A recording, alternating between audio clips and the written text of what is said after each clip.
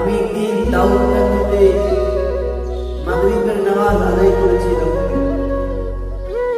তখন মসজিদের ইমাম সাহেবের সাথে আমার সালাম মুসাফায়ের পরে তিনি আমাকে বলেন, ও ভাই, আজকে এত বছর আমি আল্লাহর রাস্তায় আছি, আল্লাহর রাস্তায় হক পথে হালাল পন্থায় আমি উপার্জন করি, কিন্তু আমি আমার স্ত্রী সন্তানাদি তাদের যে সমস্ত আশা রয়েছে আমি এগুলো পূরণ করতে পারি না।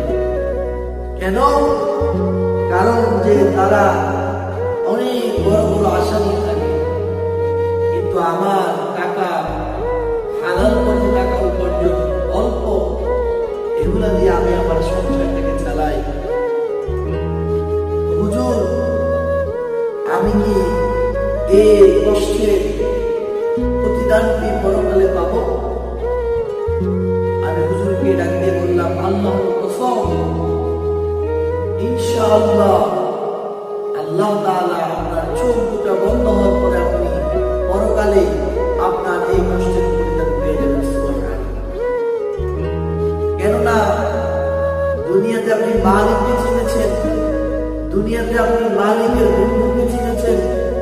আরে যারা আলেম ওলামা রয়েছে, যারা গরিব দুঃখী মিসকিন এতিম, তাদের সাথে আপনি সম্পর্ক রেখেছেন, তাদেরকে আপনি ভালোবেসেছেন, তাদের সাথে আপনার যে একটা সম্পর্ক তৈরি হয়েছে সেটা আল্লাহর জন্য হয়েছে। শুধু তাই নয়, আরে আপনার যে কষ্টের জীবন, এটা রাসূল সাল্লাল্লাহু আলাইহি ওয়াসাল্লাম বলে দিয়ে গেছেন। রাসূল সাল্লাল্লাহু আলাইহি ওয়াসাল্লাম বলেন, আদ-দুনিয়া সিজনুল মুমিন ওয়া জান্নাতুল কাফির। যে দুনিয়া, তোমরা যে দুনিয়া করো, এই দুনিয়া মুমিনদের জন্য হচ্ছে কয়েদখানা, জেলখানা, কষ্টের খানা। এখানে তারা কষ্ট ক্লাসের সাথে জীবনযাপন করে। আর যারা কাফের বেঈমান, তাদের জন্য হচ্ছে বেহেশতখানা, জান্নাত, আরাম আর আরাম। আল্লাহ বলেন, ও মুমিন বান্দারা, আমি তাদেরকে দিই। দুবেলা দুমুঠো তারা খাচ্ছে, খাক, খেতে দাও তাদেরকে। সম্পদশালী হচ্ছে, করতে দাও।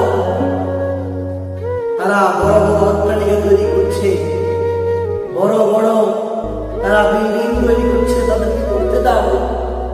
একটু সামান্য দুনিয়া